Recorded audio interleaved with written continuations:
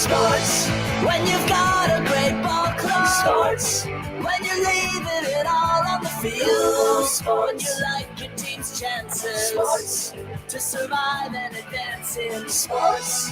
For the teams you love and the teams you love to hate. Oh, it's Sports Channel 8. Yeah. Sports Channel 8.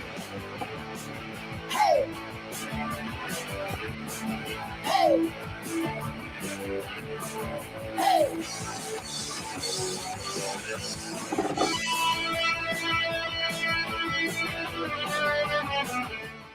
It's Sports Channel 8, the streaming show, coming at you. This will be our last regularly scheduled show of the summer. Might show up if something cool happens. You never know, we might drop in live. As you can see, already phoning it in for the golf course. He does that during the regular shows too. Josh Goodson with the weather moose, I believe, as well, which is good because there's actually nice weather today. It's been swamp-ass season all week, and finally it's a good golf day. Is it just my phone, or did you move your studio into a bathroom, Perm? I don't know. How do I sound to you, Swain? Yeah, you sound. It's your phone, Goodson. Okay. All right. Other people can comment, tell me if I'm sounding bad. But first, most importantly, where do you guys stand right now on the golf course? I think we're both like bogey. We're even per par basically through 13. Playing bogey golf through 13. All right. We'll keep track of Josh Goodson. Should we get your thoughts on things out of the way before we move on to other stuff? Or are you guys going to be in and out on us? What's going on here? Yeah, no, we can do thoughts. Like, let me do this putt, and then we got time. We were able to pass a threesome a while back, so we've got about 3 holes between us now. So give me about a minute. All right, we'll bring you back on in a minute. We'll talk some Canes, and then we'll bring you back on for some NC State talk. All right. Okay. All right. Swain, Cane season's over. Disappointed to lose Game 7. Somebody asked me how disappointed I was. I felt like I was less disappointed. I'm not trying to go all Goodson, but because it didn't feel like we were on the path to winning the Stanley Cup this year through 14 games or whatever. Now, obviously, you could have won 2 Game 7s, and then you sweep the Lightning. All of a sudden, you feel like the best team going into the finals, or even coming out of the East, you feel like the better team. But for some reason, it just didn't feel like they were on this path, this destined path. It felt a little more like, I don't know. And so that made it less disappointing when it didn't feel like we would. By the time they lost, they didn't feel like they were the best team in the playoffs, when at times during the season they had felt that way. Is that crazy to feel that way? I don't know. Like there are 2 ways to look at it. One, from watching Game 1 of New York and Tampa, New York looked a million times better than Tampa. And so like it's disappointing. He said like he didn't feel like we were on the path to a championship because we went 7 games with Boston, 7 games with New York. But it's also quite possible that those are 2 really good teams. And Tampa's old and Florida was a step behind. So it could have just been the path that the Canes had that made it feel that way. The other thing is what we learned yesterday with Antti Ranta in a sprained MCL, the same injury that Freddie Anderson had. And like Freddie said that he felt like he could have been back for the next series, but we still don't know if he would have been 100% or clear to play or he gets hurt.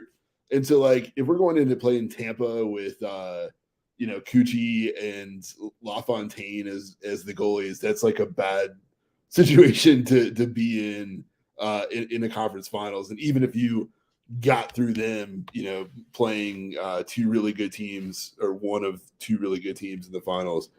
I mean, it's a tough tournament to win. A lot of people say it's the toughest championship to win in pro sports, which makes sense. I mean, it is like a 3-month tournament. And I still think I think it's okay to be disappointed because the Canes had all the pieces there, and just the reason that they didn't win is the best players didn't play like the best players, and I think that part is frustrating for sure. Do you worry at all about 2 or 3 years ago when you had 22-year-old Aho and 19-year-olds Fetch or whatever it was like, oh, these guys are both two superstars. You know, they're going to be 30 goal scorers each every season. And in the playoffs, they'll be like, you know, the guys that are just getting points on points on points. Is there any worry that now that's not their peak, or that we just got to figure out a way to get to their peak? I mean, I know Aho's still very consistent regular season, and he's still considered great and should be. But there's something about that. These guys are still, and they are. They haven't even reached like the peak of their careers yet. That's definitely part of the equation. So what? I mean, definitely the talk coming out of the playoffs is the Canes need goal scoring. That's the talk coming out of the playoffs. But you know how it is when in any sport, any team that you follow, there's such that I kind of hate this term, but I'll use it, recency bias. Right. Of this is the one thing that went wrong, so we need to spend the next 6 months fixing that one thing that went wrong. And I'm not sure that that's the case. I mean, you go back and you play those two series again, right? Like you just start over and you've got a healthy Freddie Anderson and a healthy Antti Ranta. Like, how does that series go now? It's not going to be a 7-game series. They're not going to lose every game on the road. The power play is not going to completely fall apart. I just think that they picked a really bad time to have, some things go wrong for them. Yeah, I wouldn't try to say I was not disappointed at all. Just I wasn't like 10 out of 10. Like the person I was on Josh Grant's radio show, and he was like, "I'm an 11 out of 10 on disappointed," and I was like, "I'm like a 7." I definitely agree with Todd. I would have been mad disappointed if we lost to Boston. So there's a lot of that. Like I feel like there's a level of disappointment and frustration and like a series of hot takes coming out of a population of people who weren't, on this team life and death every day throughout the regular season, right? So like all they hear is, oh, Canes are running away with the division. Let's get excited for the playoffs. We got a cup contender. We don't win. So now I'm going to overreact to that. I think there's a lot of that going on. And, I don't want to single out Josh because, he has been on the team and, talks about them during the regular season, but there are a lot of voices out there that haven't paid a lick of attention to this team until the last month, and they got a lot of stuff to say, and I don't put any credit towards that. And I know it's different from college basketball where it is like one and done in the tournament, but there is that like people can just casually throw out like, I mean, they got to get to a Final Four, they got to whatever, and you're like, it's really hard to do. Like you know what I mean? Like if you're consistently putting yourself in the Final 8, which the Canes have now done, multiple years. 3 years in a row, yeah. 3 years in a row. Then like that's not the best you can ask for. Obviously, you want to go further, but like I don't know. Somebody posted like the Capitals like 2010 to 2020 or whatever it was, their playoff runs, and it was like second round, first round, third round, second round, Stanley Cup. So. Yeah. Putting yourself in the game every time is part of it, and like getting lucky and having their team be the one that's on their backup and third goalie, and you're still on your first guy, or injuries, calls, breaks, whatever. I think not to be conspiracy theorist, I've always been on the sports as an entertainment spectrum, and that's part of the reason why big market teams exist in all sports. Lakers, Celtics, all that other stuff, or whatever.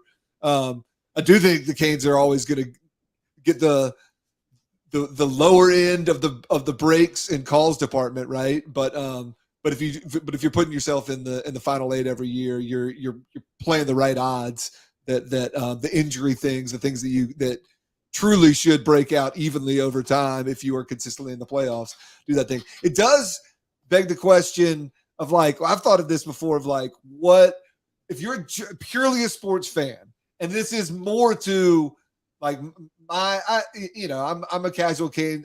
I'm a Canes fan, but casual NHL fan, right? But it probably matters more if you're a super passionate or a casual fan.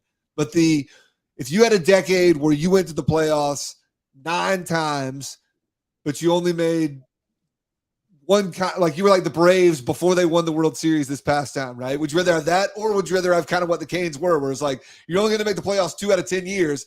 But you're going to get, I mean, obviously anytime you throw a cup in there, but if those 2 runs are both going to be conference finals, you're like, I don't know. That's kind of cool. And then you appreciate a little bit more, and you don't get greedy and get mad after second round losses. So I don't know. We can revisit. I'm going to bring in Goodson here while he's got some time in the course. All right, what's going on? Nothing on the Canes, and if y'all address this, and then I'm sorry, but this is not me being like super hyperbolic and like Goodson type, but do the Canes have enough great players to win, like to actually win the cup?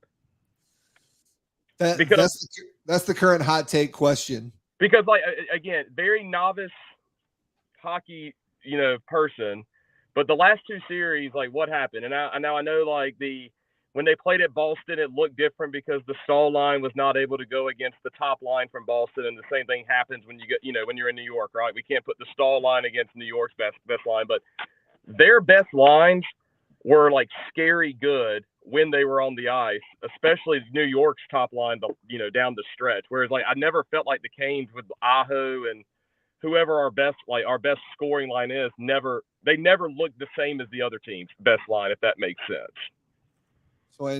Yeah, it does make sense. We talked about like the best players weren't the best players in the playoffs, and I think that's more of a problem than the Canes don't have enough.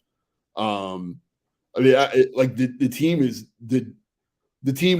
the deepest team in the playoffs. Like they have the most talent top to bottom on offense and defense, and just the top end, especially in the New York series, wasn't as good as New York's top end. Is Aho specifically like is he good enough, or is that just what we?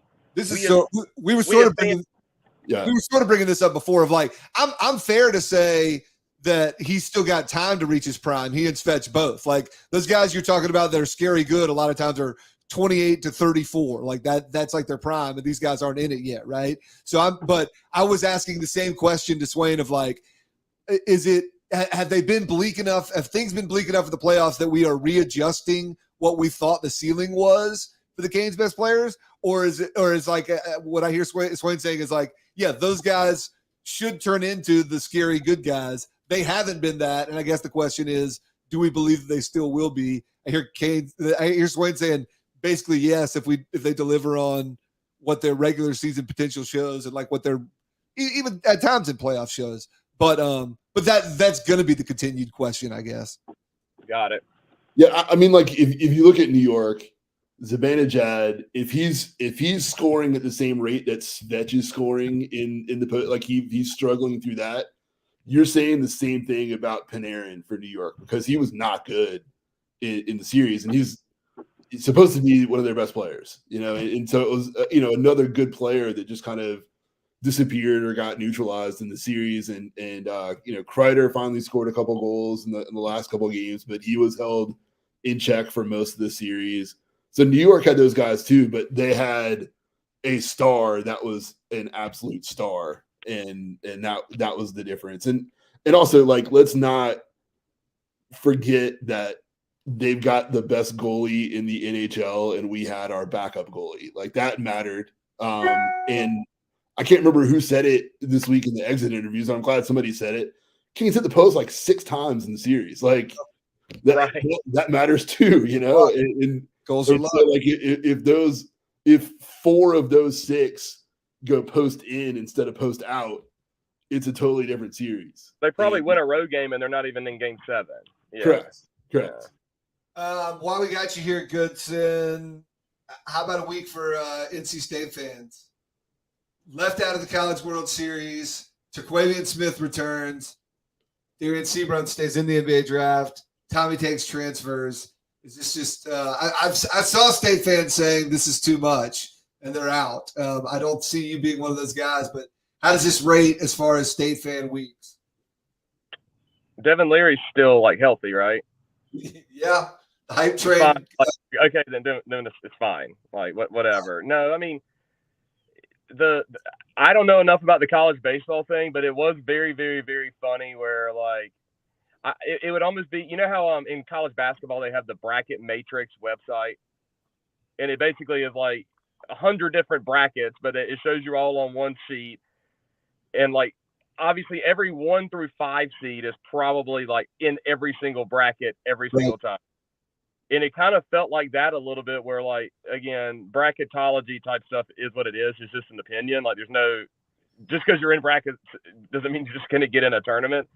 But it was funny that literally everybody who I guess is paid to cover the sport and follow the trends and statistics and everything had State not only, like, in the tournament, but, like, solidly. It would be the equivalent of, like, a 4 seed or 5 seed in the NCAA tournament not getting in, to the point where it's almost like, did they forget? Like, did they fill out a bracket and not have State in, and then, like, have to come up with, like, well, here's the reason why, like, they're the first four out type thing. So I don't know. College baseball is kind of weird. The Tommy White thing sucks, but it sucks in the sense of only NC State can have the best freshman home run hitter in the history of the sport, and he transfer.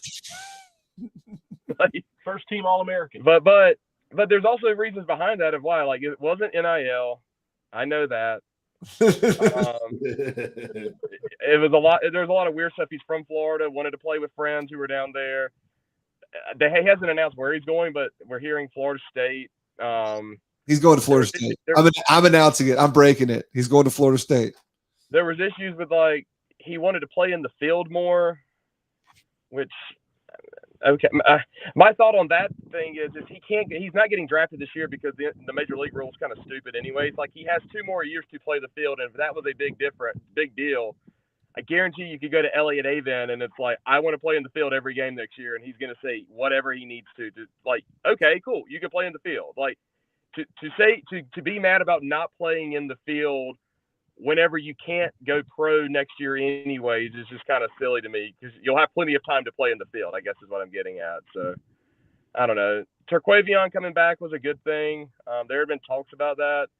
NIL was a part of it, but I mean, I'm not going to lie and say that if he was a first round draft pick, he is not making more money coming back to State than staying in that. But I think he's also pretty loyal to State. State got, I don't want to say State got lucky to get him in the first place, but I think he was one of the, not victims, but he committed to State early. COVID happened. So, like, there was after that, it was like no one else could really see him or go visit him for like a year or two. And by the time it was time for that to pick up again, then he was already in so far with State that, no one else could go get him, I guess. And so he's pretty loyal to State. I think we said it before. I mean, usually it's UNC guys who are like 28 years old who still like college, but there's guys that just like college and that life, and he can be a star here next year too, and hopefully not get hurt, improve his draft stock, and then next year we're talking about maybe a top 5 pick. Yep. All right. Anything else from you? Go Pirates! I hope they make it. I'm in on. Have you ever played Pine Needles? Yes, once. Good course. It was fine. Like, a good course to me is like, is it short? Am I carrying a lot of water? Am I going to lose a lot of golf balls? If all of those last 2 things are like negligible, then I'm fine with it. True. That's our U.S. Women's Open analysis. Talk to Moose. Boys.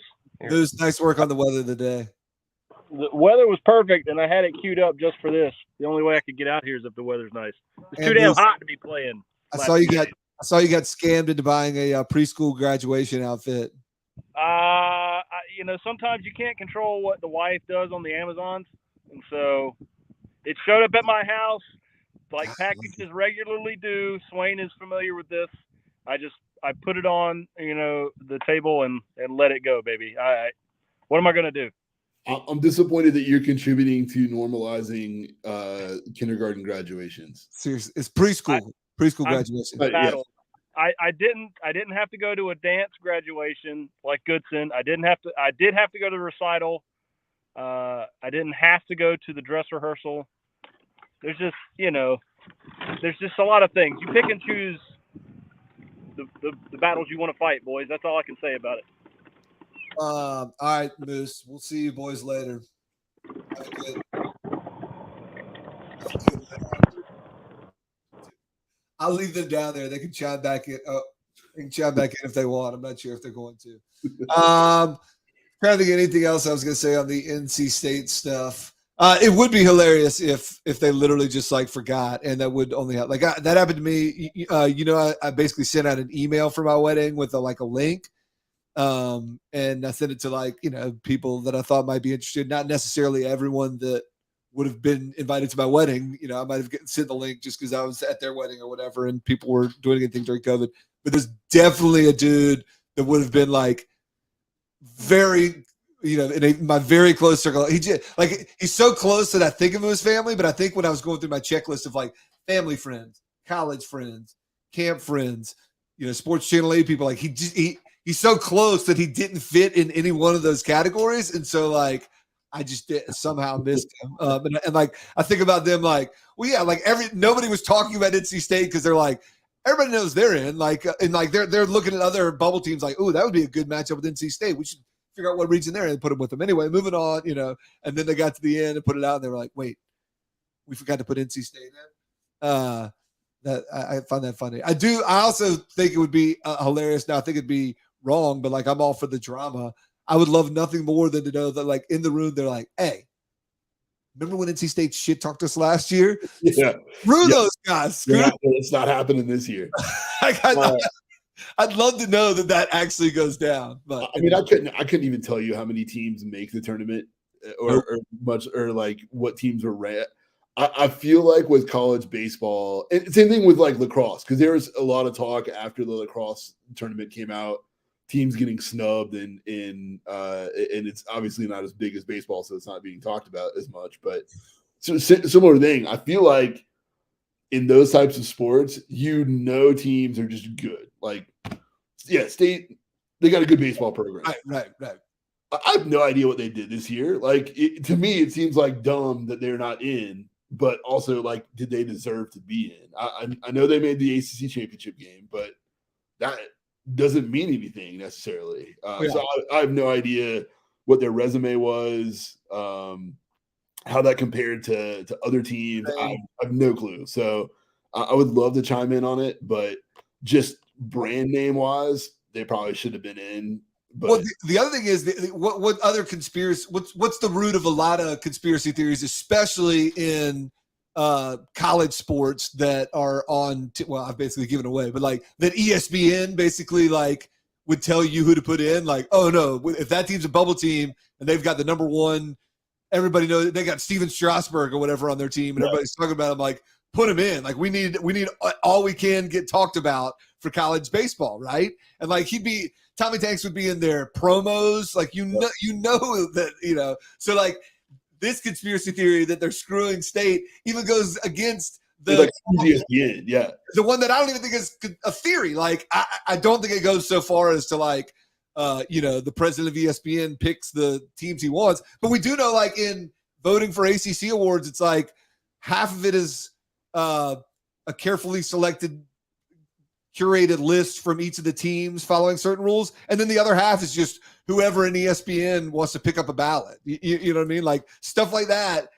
It does matter, right? So there's somewhere a line between the president of ESPN picks the teams by hand, and they may suggest, oh, we'd love to see this team in, but for State not to get in when they've got, if not the most, one of the most marketable college baseball storylines on their roster is just. Or crazy. How about that? I could name exactly one college baseball player. Yes. I mean, Bill Simmons was tweeting about this kid, when college baseball started, because he came out of the gates with 5 home runs in the first weekend or whatever. And he's lived up to that hype. People, again, it's the only thing that I know about college baseball this season. I know that UNC's got this kid. I can't remember his name, but people are oh, this kid's exciting too. And I'm sorry, I'm not looking at any numbers. I'm just telling you, as somebody who doesn't pay attention, there's only one name that has seeped locally from college baseball this year into the sports consciousness, and it's Tommy White. And now he's not in the tournament, and now he's at Florida State. Not officially. Maybe ESPN was too busy trying to figure out how to throw in their Rangers bias that they couldn't figure out how to get. All their research analysts were on the hockey broadcasts. They were just anti-Raleigh. They just knew, there was the memos got mixed up. They were All things Raleigh. I'll keep them off our network. It was meant for Canes, and they were like, I guess it applies to state too. Like, get them out of here. They're red, right? Yeah. Brendan Moore's a state fan. So, let's. We should give shout outs to the teams that are playing in the college baseball tournament starting today. UNC, yes, we should. ECU hosting an ECU college baseball tournament game is a super cool event. I've been to a couple of them. Wake playing also. Campbell playing. I forget who Campbell takes on. Wake got in? Yeah. I'm pretty sure. There were like 9 teams in the ACC. Campbell plays Georgia Tech, so very easy to pull for Campbell there. Local team, and they're playing Georgia Tech. All right. Other news. Have you ever played Pine Needles? No. Wake did sweep state the last series. I wonder if that was like what did it. All right, so Goodson saying he's played Pine Needles. That is our U.S. Women's Open breakdown. It is cool that it'll be. I've attended a round of the U.S. Women's Open though. I have as well. Michelle Wee said she was going to retire, but then she said she also might play the U.S. Open next year. Like, I guess there's like an official retirement from the tour or whatever, and then I guess if she still has exemptions, she can be retired and still play like people do with the Masters. But I'm like, this is selfish, but I'm like, all right, if you're retiring, like, I want your last tournament and your last U.S. Open to be in Pinehurst. Now you're going to go play another one, and it'll lose the luster, although everyone will talk to her this week. Tyrese Proctor from Australia coming to America sooner than expected. Is this just the waiting to see how all the draft stuff shuffles out and then figure out what the roster holes are, or so there are a couple of things not how Duke wants to portray it. A couple of different things at play. One, obviously Trevor Keels deciding to stay in the NBA draft left a opening in the roster that they were talking to a couple of guys in the transfer portal, but they had this guy committed from for the class of 2023. Sure. But he's from Australia. He's already graduated from high school. Yep. He's a year older than everyone else. So the big talk about Tyrese Proctor is that he technically never had to go to college at all because he would be draft eligible next year. He's in the NBA system, whatever their international like academy system is, whatever. Yeah. So it's a reclassification to bring him in to fill that spot that Trevor Keels left in the lineup. But it's also, he probably was never going to play at Duke the next year because he would have been in the NBA draft. So it was a get him early or don't get him at all kind of thing. And so that definitely played a big factor into it. All right. I don't have any jokes about that. That does make sense. I do. This is the most important angle of all, though. Okay. And I mentioned this on Twitter last night. Trevor Keels had a pretty big NIL deal with Outback Steakhouse.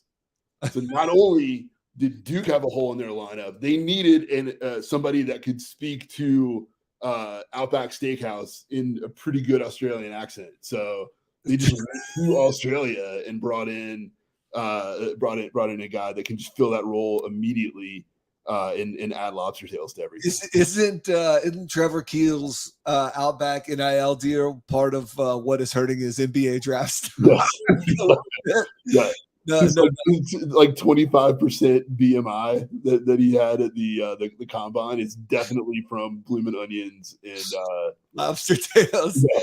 He stepped on the scales. I was think chicken is we were talking about this about Panera earlier this week, but Outback is another one of those things where if you look at like the nutritional content on everything on their menu, it's like, I'll just get a salad and a baked potato, and it's like 2,700 calories. I mean, don't even think about touching a Bloomin' Onion. Like what? Like a quarter portion of that is like more calories than you're supposed to consume in a weekend, and I love every minute of it. We did one time. Backstory on Sports Channel 8. We're huge Outback Steakhouse fans. We probably should have gotten sponsored now, but we don't have good salespeople because it's supposed to be me, but supposedly. But we every time we go there, like the joke is that you could put you could put a lobster tail on anything for $10, and so like we'll just we'll kind of annoy, pester the waiter. Sometimes the wait staff is very enjoyable and playing along. But one time we were like, "Can we get a lobster tail on the Bloomin' Onion?" And usually they're like, "Nah, you can't do that." And they'll be funny. But one time she was like, "I mean, do you want a lobster tail on the Bloomin' Onion?" And we were like, "Ooh, our bluff has been called." Like, I'm not sure I actually want a lobster tail on the Bloomin' Onion, but I kind of just want to see if we can get it done. And so we pulled out in the game of chicken between us and the wait staff of whether or not we actually wanted the lobster tail on the Bloomin' Onion. We pulled out first. Well, you can't split a lobster tail 6 ways. Like that's true. Yeah, that's what it comes down to. If you add it to your entree, it's yours. And it's a delicious upgrade that's worth every penny of it. But yeah, if you're doing it for the shareable, like rib platter or let's be clear. You're only doing it for the picture that you're going to post on social media to say, I got Outback to throw a lobster tail on that Bloomin' Onion. You can too. Couple other things. David Tepper in the news a couple times. One, have you been following Charlotte FC at all? Are you you're a soccer guy. Like, you're in theory the fan that they should be reaching, right? You're in North Carolina and you're a soccer fan. I am kind of boycotting Charlotte FC because of we got screwed here in our area. And we basically we got screwed by Tepper coming in and just washing the MLS with all his cash, right? But I mean, that's what happened. He came in, flash cash, and he had the cash. Like, whatever. Like, if we got a team, we were going to be waiting and hoping, and he pulled the like, no, I'm not interested in standing in line. They're like, do you have not standing in line money? And he was like, I do have not standing in line money. And it's literally the same thing at the amusement park now, where you can pay for like the fast pass, and like people like even the rally was in the triangle, whatever, was in the fast pass lane by like having like a good owner and like, oh, we invested in the women's team and a great area of fans seems, and then we didn't know there was like a super express fast lane where if you paid 10 times what the people in the fast pass lane are paying, then you could just walk by whoever you want. But Tepper declared bankruptcy on the real estate company in Rock Hill, which I get is just like a business thing at this point. It's like the best way to save money on whatever that deal was. But so people are like, well, anytime you see a billionaire declaring bankruptcy on something, it's like, that's funny, right? But I get that this is just a business move. But it's still like, okay, maybe the local government there did screw you, but you're like the idiot who didn't know how local governments work, or like didn't want to talk to somebody and be like, yo, don't do business with that local government. Like that's the reason why we haven't done it in the past, right? It's you thinking that you're smarter than everybody else. And you're like, no, I can get a deal done. And also the amount of money that they've spent to get to the point where they've put like half a frame up. Yeah. Like they cleared the site, put half the frame up, and then shut down the project. That's money that they're not getting back. Yes.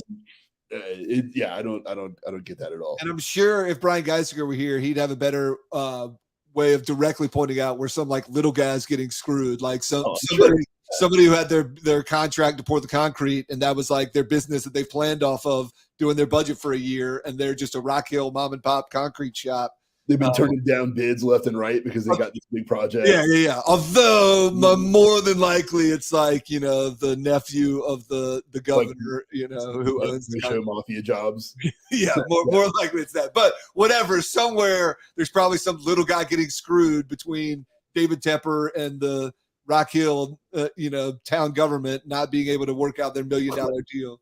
But hey, let's keep shitting on Tom Dundon, who like has nothing but good things have happened to the Hurricanes, and like nothing but bad things have happened to Charlotte FC and the Panthers. And then Charlotte FC, other than getting they fired their coach. He fires their coach mid-season after you're an expansion team. I think there were one team at one spot out of the playoffs, and with a decent record at home, and by all accounts, the atmosphere that they're hoping for. Right, it's not like the team's record was at all turning people away. Like it seemed like everybody's like, it's first year, we're in, we just want to go to Major League Soccer games, right?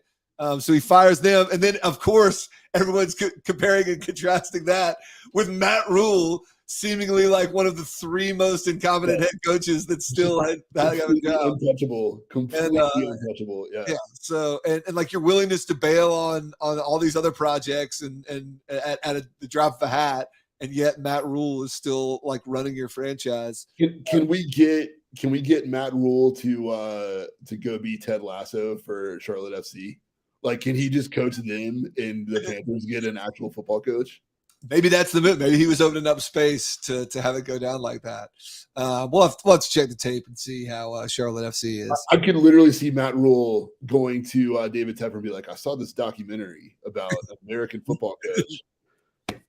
It's mostly principles more than X's and O's anyway. It's mostly I had a question for Goodson. I forgot to ask him, and that was he was asking on Twitter.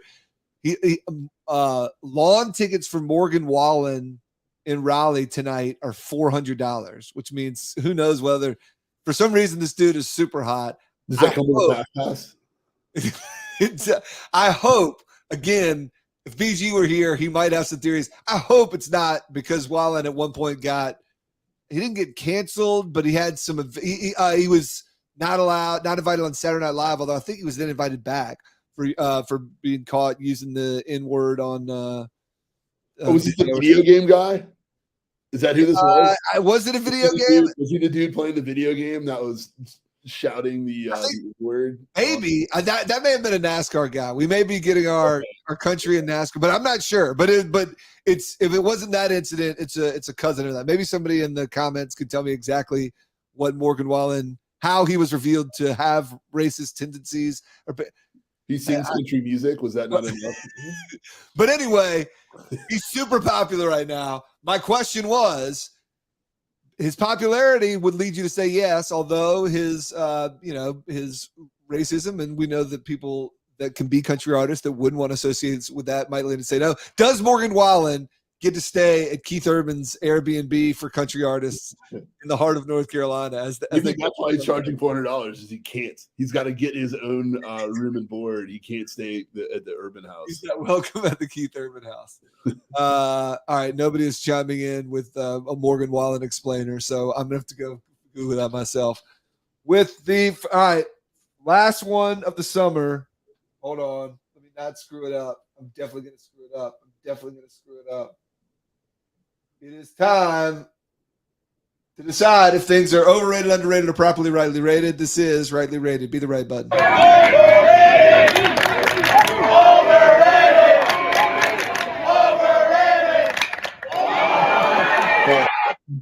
Before we get to this, just because we ended that last topic, are we going to get to the problematic Tony D'Angelo social media post before we end? What I know this is like going a different direction. It's not going to actually. All right, we'll end with that. We'll come back and we'll end with that. Go ahead. Sorry, let me pull this. Proceed.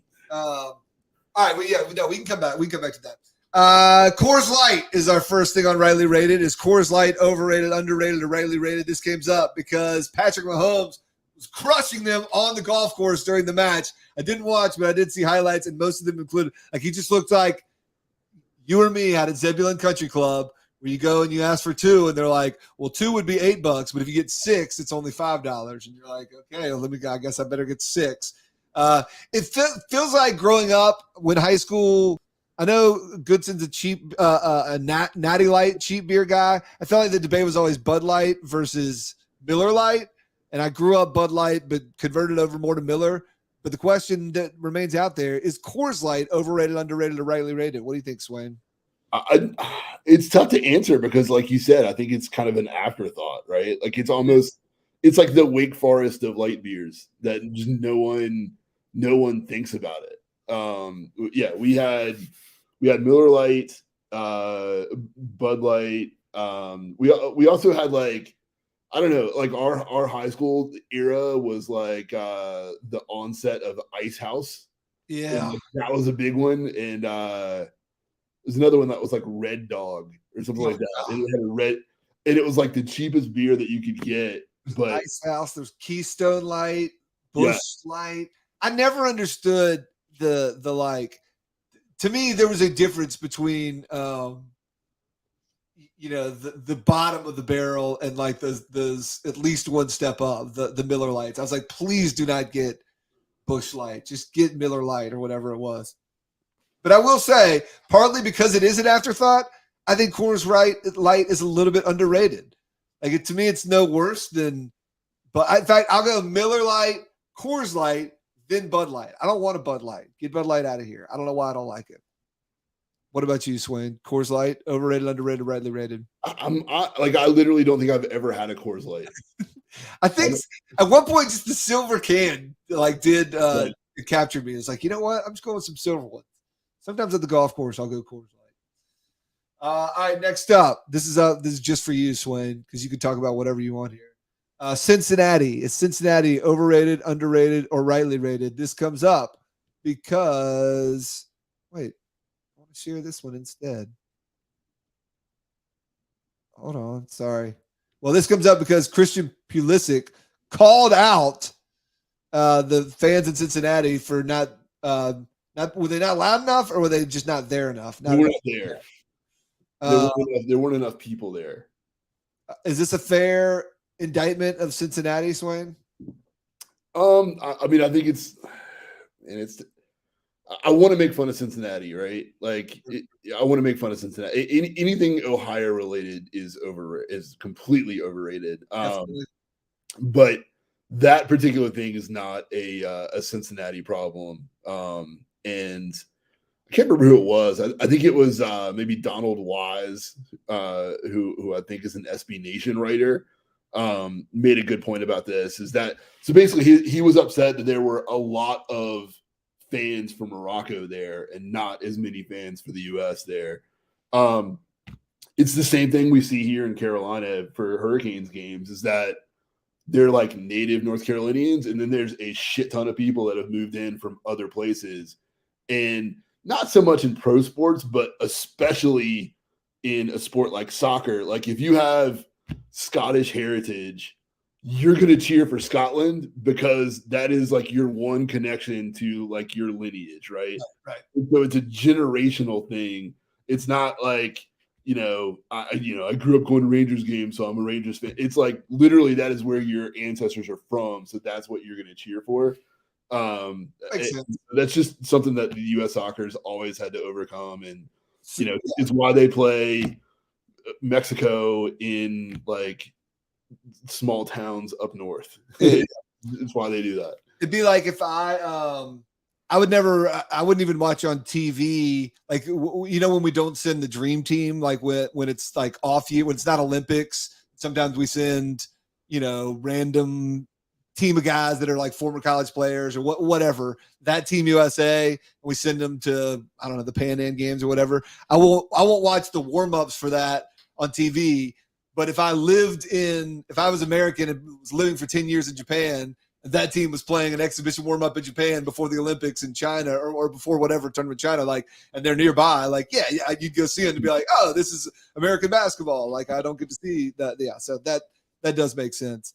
I saw some people calling him out for it. I think it's a little bit of probably lack of that understanding that you described, but sure, in the way soccer teams are ingrained in the culture for the same reason you describe of other countries, I'm sure he looks at they play a friendly somewhere and it seems like as big an event as a World Cup game or whatever.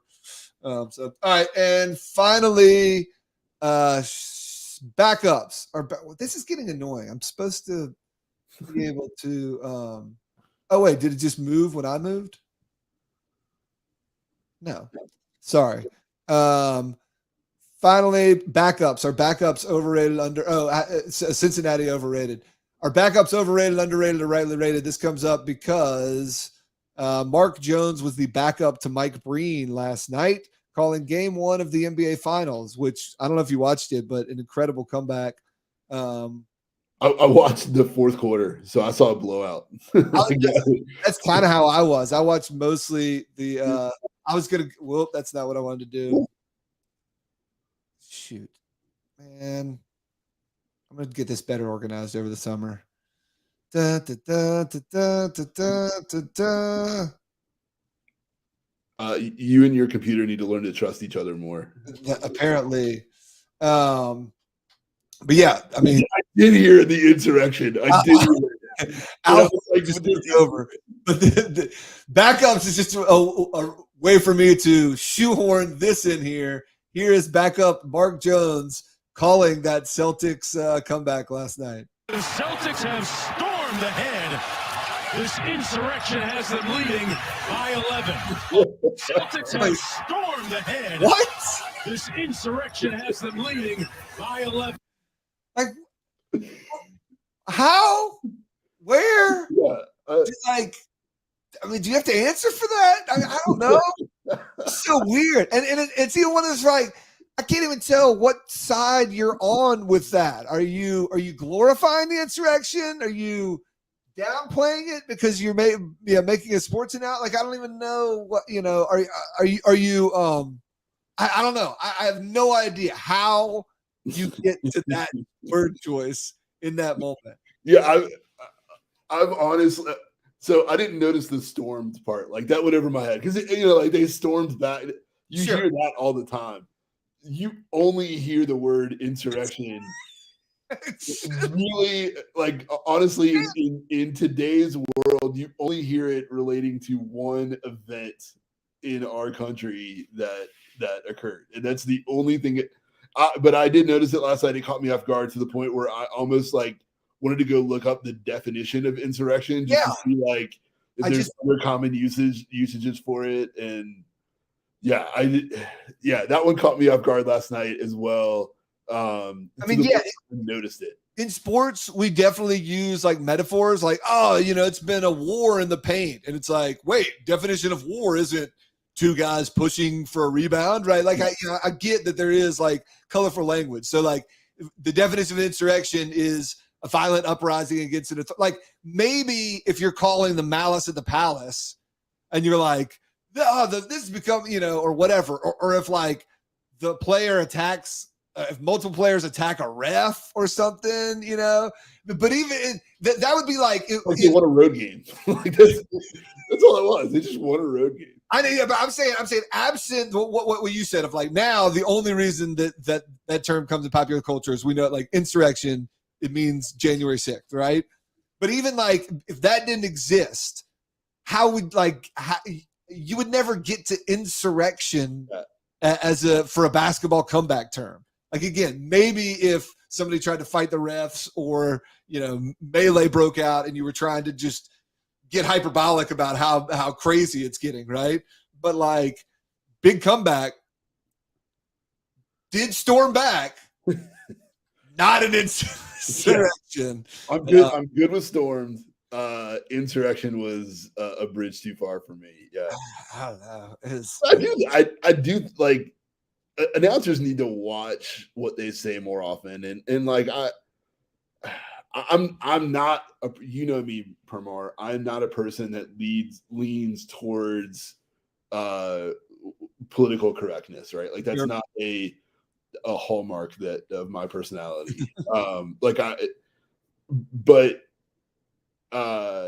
After the tragedy that happened a couple weeks ago in a hockey game, they were talking about a kill shot and just things like that. You just got to be aware of what you're saying, and it's general understanding of the words that are coming out of your mouth. And this was slightly different. I'm not gonna waste people's time by fumbling to pull up another video that I failed to do. But a couple years ago became famous for was it Tom Brennan who used a racial slur, not racial, homophobic slur.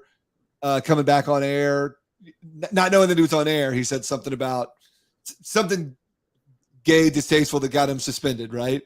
And then he tried to apologize for it later in the game, and he was like, "I'd like to apologize for what I said." And there goes Castellanos with a deep fly to left field. That became famous. Yeah. Did you see this Memorial Day? It was obviously a different announcer, but basically they were reading the Memorial Day tribute. And it was Castellanos. It's the same guy who was at the plate, and he hit some run. So we got a juxtaposition of And we remember those who gave the greatest sacrifice.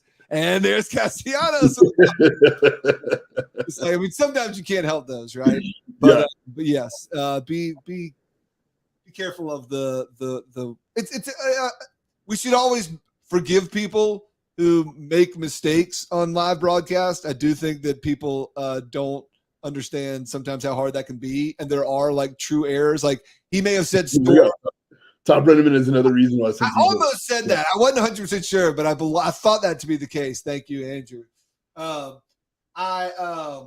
like, yes, he could have said stormed, meaning in the same way of like, yeah, people stormed back. And then just because he's been hearing the news too much, like insurrection was the word again. Like it may have been a genuine mistake. We're here making fun of him. Well, like in terms of the wordplay, right? Like those were the two words that were used to oppose each other, right? It was either storming the Capitol, which has like a positive, whatever spin to it, and then there's insurrection, which obviously has the meaning that and those were the two words that were used like against each other. You think storm is like the good version? Every time I heard storm the Capitol, it was a high pitched protest. Yes. Gotcha. But storming doesn't necessarily mean like the people going inside. Like most people just stormed the Capitol. I'm just saying I heard conversations where people would talk about protesters storming the Capitol, and the other person would go, "Oh, you mean the insurrection?" Gotcha. And it was like the opposition to that, and so it was those two words together definitely brings a focus towards that event. Yeah. But yes, again, as much as I make fun of him, I do think there is room, and a lot of times we'll never know. Oh, I mean, there's people like Tom Brenneman who get caught coming back when they didn't know they were airing. We know that he knew exactly what he was saying and was saying it on purpose, right? So like no forgiveness there. But when people are doing their job, calling live things and reacting, and the world's happening, and people are talking in their ears, people forget that too. You never know when someone says something that just makes your brain take a turn that you weren't going down, and then you accidentally say it. So I do have, again, I'll laugh at it, but I ultimately I have some grace for announcers in those moments. All right, you got Tony D'Angelo's social media post. Talking very much about choice of words here. Obviously Tony D'Angelo has been a hot topic around here because of viewpoints that have been mixed into language that he's used. And so this yesterday, let's see if look at Swain. I can bring it up if you no, that's not you. That's not me. What's going on here? Window. Hold on. See, it's not so easy. It's not so easy. Chrome has lost permission to capture your screen. What is this? All right, try it now. No, it's definitely on my end. It's not on your end. Oh, no, but I was sharing something even though it was below the screen. I didn't know if that was like keeping you from sharing something. Don't sweat it. Keep talking. I'll see if I can find it. It's the Tony D'Angelo Instagram post from yesterday. Yeah. All right, keep talking. Yeah, you might need to do that. I can't share on my end. So players started putting their like end of season social media posts, thanking the fans and whatever, and everybody's digging into it. Like, does this mean he's leaving? Is he going to come back? And he's a restricted free agent, so people poured over this. But here's what he had to say in his caption: "Thank you, Carolina. Special group of players, staff. A lot of fun, disappointing endings, to say the least, but a lot of great memories and friendships that will last forever. To the fans, you guys were great. I loved playing in front of you, and I think the love turned out to be mutual. Go Canes." And here's the problematic part for me: enjoy your summers. It's just summer. It's one collective summer. And by saying summers, again, I'm like, restricted free agent, he can't just choose to go somewhere else. The Canes have an opportunity to match anything that he does, so he can't just leave. But this leads me to believe that he is leaving, because when you say enjoy your summers, it's multiple years of summers that so enjoy this summer and all the rest of them, because I'm never seeing you again. Yeah, so I'm digging into his post. I feel like either it's another problematic choice of words on his part, or he's literally saying goodbye for many years, that he will not be back here. I thought you were going to point out. I like that he said, I don't know. It feels a little Shooter McGavin to be like, I love playing in front of you, and I feel like the love turned out to be mutual. It's kind of. I noticed this when he speaks at the press conference. He speaks confidently, and I like him, but like occasionally he could like choose slightly better words for what he's trying to say. Like he's like he's trying to say, I appreciate people who gave me a chance or open minded, and people who did. I think I gained some fans, right? And I'm very humble and proud to do that, right? Like that's kind of the way to say it. But I really love the fans, and I feel like it's mutual. It's mutual. And that definitely came up in his exit interview, because he was trying to convey that like he's good in the room, right? And like that's the one thing you consistently hear from Brendan Moore and the other players, is that they like him and that he's like a positive influence in the locker room. But you saying that about yourself sounds kind of presumptuous, right? And so he would say exactly that in his exit interview, which was, I think the guys enjoyed having me around. I'm pretty sure they did. It seemed like that. I love being around my teammate. I think they love me too. Yeah. And he talks so fast and with that, the South Philly accent, which is just makes it even funnier to me. But no, he actually had probably for me had the best of the exit interviews for the Canes. It was cool, and we didn't even hit on the him just completely smoking City barbecue. I feel so bad for them. I think that generally speaking, the better path to go down, whether you're a small ass platform like Sports Channel, I don't know, we dump on some places, but like it's better. Whether you're us or a professional athlete who people listen to, better to point out the places that you love than to shit on the places that you don't. Yeah. That's just a better way to go about your business, And he kind of did the reverse of that. He forgot to name anybody that he loved. But he's like, I love this town. I love Raleigh. I've come to like it a lot. Love great food here. I was always wondering, where's the good barbecue? It's City Barbecue. I was like, where's the good barbecue? And then I found the good barbecue. There are spots here. I'm just going to look for it. Sorry, City Barbecue. Like, that's basically my impression of Tony D'Angelo. And yeah, I felt bad for them. And I've had some City Barbecue. Like, it wouldn't deserve, I guess. I would also say, yes, if I was at City Barbecue, I'd be looking for what I hear is this great Eastern North Carolina barbecue, that there are plenty of places that exist. But it's not like they're that bad. But yes, he did kind of own them and then apologize for it. Do you worry at all? Like, do we need to start some rumors of some Tony D'Angelo incident? Like, we know part of the reason that we got the discount. Yeah, part of the reason we got him was because other teams were scared of him because of what the talk was around him.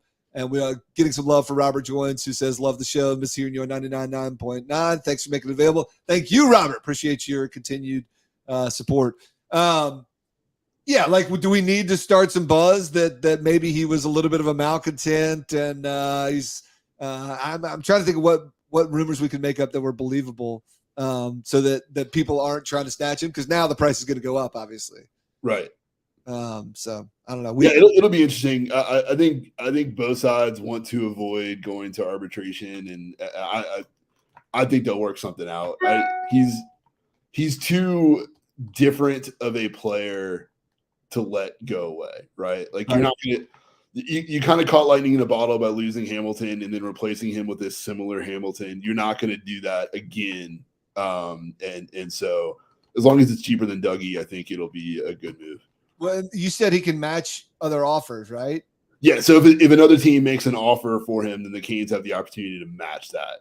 And that, I mean, ultimately, isn't that what do they have to match that offer, or can he agree? Like, if somebody came and offered him $6 million a year, could the Canes say, well, hey, we'll go up to $5 million, or does he have to take $6 million? So he can sign with the Canes before he ever goes into free agency. And so, like, that's kind of the play, is that you want to agree feel out what his value is before you go out and start getting other offers. And so now this is the time of year that it's always like, the agents trying to squeeze as much as they can.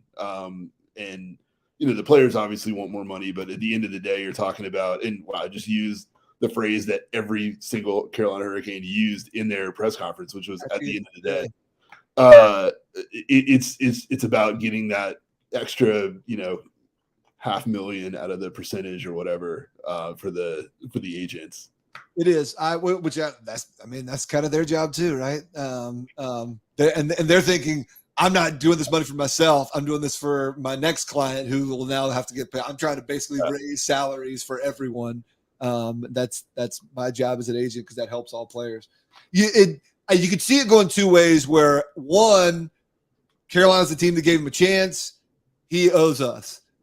Or two, we didn't have to pay him nearly as much as we would if somebody as good, and we owe him. You know what I mean? You hope he sees it more one way than the other, but you're not really sure. Like there's a little bit of is there back pay due there? But and he was pretty outspoken. I know we're kind of up on time here. He was pretty outspoken about what he like the loyalty factor and feeling like he wanted to give back to Carolina for taking a chance on him. The one dude that did not give me warm fuzzies at all was Niederreiter, when he was like, yeah, I want to play here, but it's not up to me. And it was very much like, I'm getting paid, and if they want to pay me, I'd love to be here. But although while we were looking at social media posts, didn't he have one that was like, see you soon, Carolina? Maybe. I don't know. Hold on. I mean, while we're let's see how quickly the El Nino. Let's do it. Let's look at the social media posts. Get all our clues. Although the season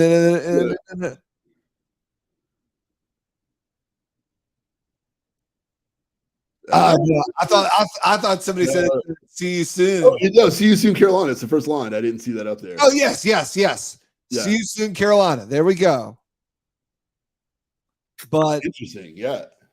But I mean, he could be like, see you soon. I'm playing for the Rangers. We'll see you in the playoffs next year.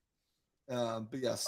At least it wasn't like Max Domi who threw in like they every time he talked about the Hurricanes. He was one who looked like he would like to stay, but he didn't think that he was going to be in the plans, like that he wasn't going to fit. But nah, he was like, yeah, loved it here. And he was funny because he talked about, he's like, I mean, you went from a crappy team to like an awesome team. He's like, that was awesome. He was great. All of a sudden, that would be, I mean, you're on game, 40, and your team sucks, and you got 40 more, and like, they might improve, but they ain't making the playoffs or whatever. And you're like, hey guys, let's try hard tonight. And all of a sudden you just dropped in to like, no, we're playing for a cup. That's unfortunately for every one of those, there's somebody going the other way. The other way around, yeah. Swain, when's your next beach trip? July. Bald Head? No, dude, you can't do Bald Head in the summer. What are you talking about? I'd rather spend money, like it's cheaper to spend money at the for lawn tickets for whatever that for Morgan Wallen. Nobody goes to Bald Head over the summer. No, we'll go down to we'll go across the river at Oak Island is where we go. That reminded me of, I sent y'all pictures of that place we went to, a funeral reception in Charleston. That was at some like very exclusive club. We were in there in like January or February, green fairways, perfect greens, just looks like a mini Augusta.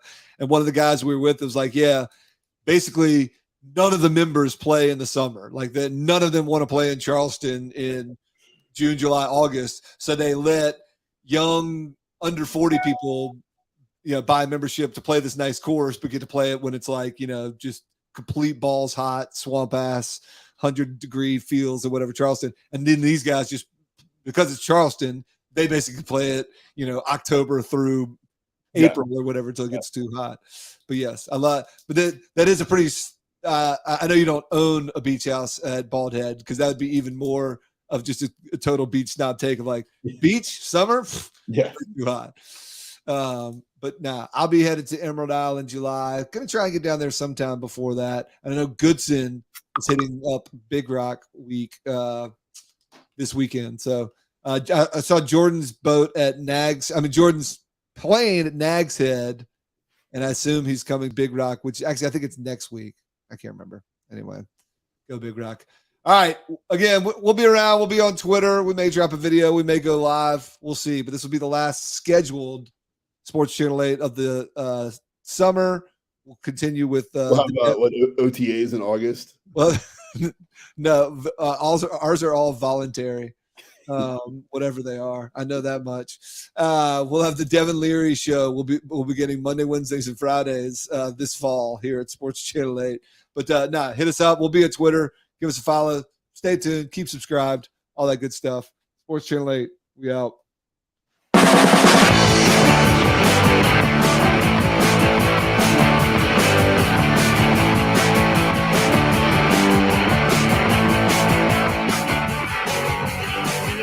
Sports, when you've got a great ball club. Sports, when you're leaving it all on the field. Sports, when you like your team's chances. Sports, to survive and advance in sports.